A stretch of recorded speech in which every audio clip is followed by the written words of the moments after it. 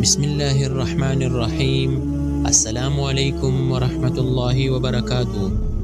آج ہم آپ کو ایک ایسے ایمان افروز اور تاریخی واقعے کے بارے میں بتائیں گے جس کا اسلامی تاریخ اور ہمارے پیارے نبی حضرت محمد صلی اللہ علیہ وسلم کی زندگی میں گہرا تعلق ہے۔ یہ واقعہ ہے حضرت عبد المطلب کی منت اور 100 اونٹوں کی قربانی کا۔ حضرت عبد المطلب کون تھے؟ وہ قریش کے سردار اور مکہ کے معزز شخصیات میں سے ایک تھے۔ وہ زمزم کے کنویں کے دریافت کنندہ اور قریش کے محافظ اور حضرت محمد صلی اللہ علیہ وسلم کے دادا تھے۔ حضرت عبد المطلب کی زندگی میں کئی ایسے واقعات پیش آئے جس سے ہمیں اللہ تعالیٰ کی ذات پر مکمل بھروسہ اور ایمان کا سبق ملتا ہے۔ آج ہم حضرت عبد المطلب کی اس منت کا واقعہ بیان کریں گے جب انہوں نے اللہ سے یہ وعدہ کیا کہ اگر انہیں 10 بیٹے عطا ہوئے اور وہ جوان ہو گئے تو وہ ان میں سے ایک کو اللہ کی راہ میں قربان کریں گے۔ حضرت عبد المطلب کا پس منظر۔ حضرت عبد المطلب کا اصل نام شیبہ تھا۔ وہ قریش کے خاندان بنی ہاشم سے تعلق رکھتے تھے۔ ان کے والد ہاشم بن عبد مناف تھے جن کا شمار مکہ کے معزز سرداروں میں ہوتا تھا۔ حضرت عبد المطلب کو اپنے دادا عبد مناف کے نام پر عبد المطلب کہا جاتا تھا۔ ان کی شخصیت میں ایک غیر معمولی قیادت کی صلاحیت موجود تھی اور قریش میں ان کا احترام بہت زیادہ تھا۔ ان کی زندگی کے کئی واقعات ہمیں ان کے اللہ پر مکمل بھروسے اور ایمان کی گواہی دیتے ہیں۔ منت ماننے کی وجہ۔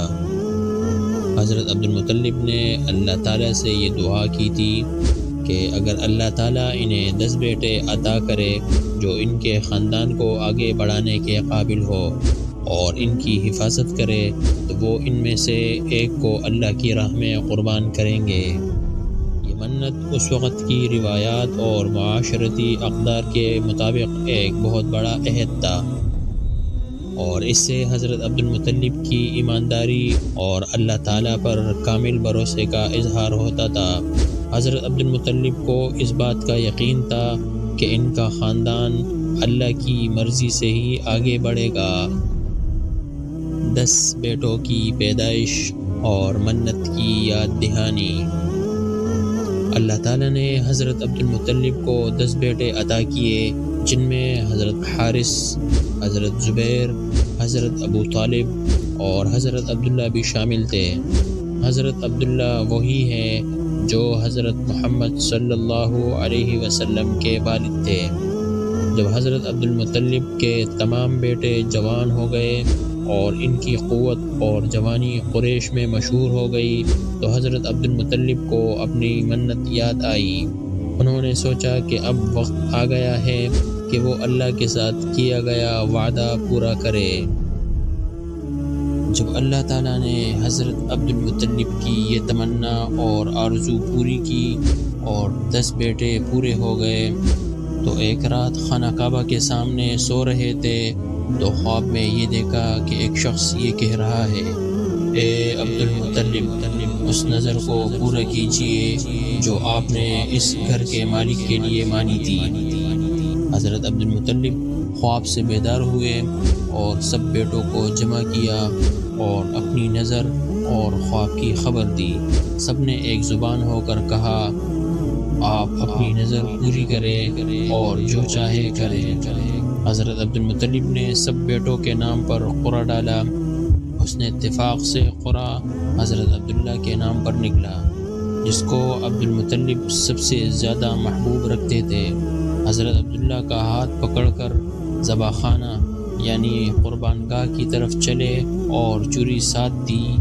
حضرت عبداللہ کی بہنیں یہ دیکھ کر رونے لگی اور ان میں سے ایک بہن نے یہ کہا، اے ابا جان، آپ 10 اونٹوں اور عبداللہ میں قرہ ڈال کر دیکھیے، اگر قرہ اونٹوں کے نام پر نکل آئے تو 10 اونٹوں کی قربانی کر دیجیے اور ہمارے بھائی عبداللہ کو چھوڑ دیجیے۔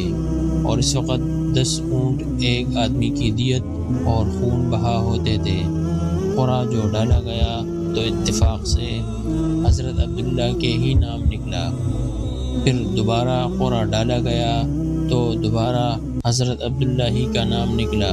حضرت عبدالمطلب 10 اونٹ زیادہ کر کے قرعہ ڈالتے جاتے تھے، مگر قرعہ عبداللہ ہی کے نام پر نکلتا، یہاں تک کہ 100 اونٹ پورے کر کے قرعہ ڈالا گیا تو قرعہ اونٹوں کے نام پر نکلا۔ حضرت عبداللہ کی بہنیں اپنے بھائی عبداللہ کو اٹھا لائی اور عبدالمطلب نے وہ 100 اونٹ صفا اور مروہ کے مابین ذبح کیے۔ حضرت ابن عباس رضی اللہ عنہ فرماتے ہیں کہ پہل دیت کی مقدار 10 اونٹ تھی۔ سب سے پہلے حضرت عبدالمطلب نے قریش اور تمام عرب میں یہ سنت جاری کی کہ ایک آدمی کی دیت 100 اونٹ مقرر کیے، اور نبی کریم صلی اللہ علیہ وسلم نے بھی اسی کو برقرار رکھا۔ اسی واقعے کے بعد سے حضرت عبداللہ ذبیح کے لقب سے پکارے جاتے تھے، اور اسی وجہ سے نبی کریم صلی اللہ علیہ وسلم کو ابن الذبیحین کہتے ہیں، یعنی کہ 2 ذبیح کا بیٹا۔ حضرت معاویہ رضی اللہ عنہ فرماتے ہیں کہ ہم ایک بار حضرت صلی اللہ علیہ وسلم کی خدمت بابرکت میں حاضر تھے کہ ایک اعرابی آیا اور آپ صلی اللہ علیہ وسلم کو ان لفظوں سے خطاب کیا، یا ابن الذبیحین۔ آپ صلی اللہ علیہ وسلم نے تبسم فرمایا۔ حضرت معاویہ رضی اللہ عنہ جب اس حدیث کی روایت سے فارغ ہوئے تو حاضرین میں سے کسی نے دریافت کیا کہ وہ 2 ذبیح کون ہیں، تو حضرت معاویہ رضی اللہ عنہ نے حضرت عبداللہ کا یہ واقعہ بیان کر کے کہا کہ ایک حضور صلی اللہ علیہ وسلم کے والد ماجد حضرت عبداللہ اور دوسرے حضرت ابراہیم علیہ السلام کے بیٹے حضرت اسماعیل ہیں۔ حضرت عبدالمطلب کی بابرکت شخصیت۔ علامہ زرقانی فرماتے ہیں کہ قریش جب قحط سالی میں مبتلا ہوتی تو حضرت عبدالمطلب کو بصیر پہاڑ لے جاتے، ان کی برکت سے باران رحمت کی دعا کرتے، اور بارہا ایسا ہوا کہ قریشی مشکلات حضرت عبدالمطلب کی برکت سے حل ہوئی۔ حضرت عبدالمطلب کی شان عام اہل عرب سے بالکل جدا تھی، اپنے اولاد کو ظلم اور فساد سے منع کرتے اور مکارم اخلاق یعنی اچھے اخلاق کی ترغیب دیتے، حقیر اور گھٹیا چیزوں سے روکتے۔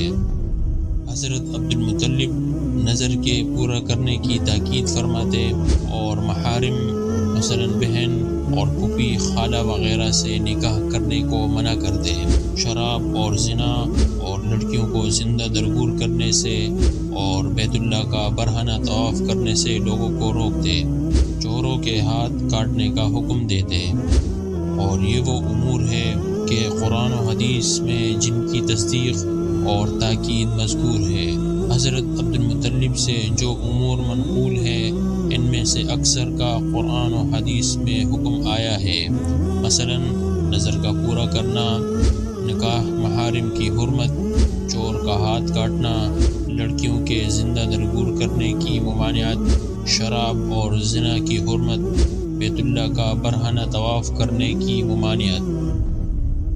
ان واقعات اور حالات کے پڑھنے کے بعد یہ بات بخوبی ظاہر ہو جاتی ہے کہ جس قدر زمانِ نبوت قریب ہوتا جا رہا ہے، اسی قدر مکارم اخلاق یعنی اچھے اخلاق اور محاسن و آداب، انوار و برکات کا ظہور بڑھتا جا رہا ہے۔ خصوصاً حضرت عبدالمطلب کے سوانح زندگی میں جا بجا رؤیا صالحہ یعنی سچا خواب جو کہ نبوت کا آغاز ہوتا ہے، نمایاں طور پر دکھائی دیتا ہے۔ حضرت عبدالمطلب کو جب کبھی کوئی واقعہ پیش آتا تو رؤیا صالحہ اور الہامات سے اس کی رہبری اور رہنمائی کی جاتی۔ اس واقعے کی اہمیت اور سبق۔ حضرت عبدالمطلب کے اس واقعے سے ہمیں یہ سیکھنے کو ملتا ہے کہ کہ اللہ کے ساتھ کیا گیا وعدہ ہمیشہ پورا کرنا چاہیے، چاہے وہ کتنا ہی بڑا کیوں نہ ہو۔ یہ واقعہ قربانی کے اسلامی تصور کا ایک ابتدائی نمونہ ہے، جہاں حضرت عبدالمطلب نے اپنے عزیز ترین چیز یعنی اپنے بیٹے کو قربان کرنے کی تیاری کی۔ اسلامی تاریخ میں یہ واقعہ ہمیں اللہ تعالیٰ کی رضا کے لیے ہر ممکن قربانی دینے کی اہمیت کا درس دیتا ہے۔ آخر میں ہم یہ کہہ سکتے ہیں کہ حضرت عبدالمطلب کی یہ قربانی اسلامی تاریخ کا ایک اہم حصہ ہے۔ یہ واقعہ ہمیں ایمان، یقین اور اللہ کی رضا کے لیے قربانی کا درس دیتا ہے۔ حضرت عبدالمطلب کی زندگی کا یہ واقعہ ہمیں سکھاتا ہے کہ اللہ پر بھروسہ رکھنا اور اس کے ساتھ کیے گئے وعدوں کو پورا کرنا ایک مومن کا فرض ہے۔ اگر آپ کو یہ ویڈیو پسند آئی ہو تو اسے لائک کریں، شیئر کریں اور ہمارے چینل کو سبسکرائب کریں۔ اگلی ویڈیو تک کے لیے اجازت دیجیے۔ اللہ حافظ۔